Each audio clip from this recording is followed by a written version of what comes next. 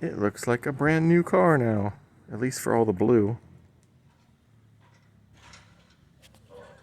This was the spot that had the problem. That is all fixed. They cut the metal out. And it's actually shiny enough to see. That's new.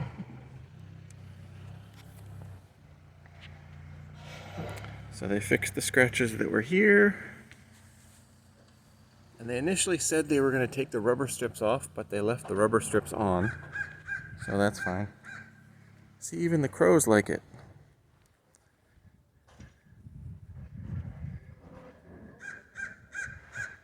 Yeah, that looks pretty good.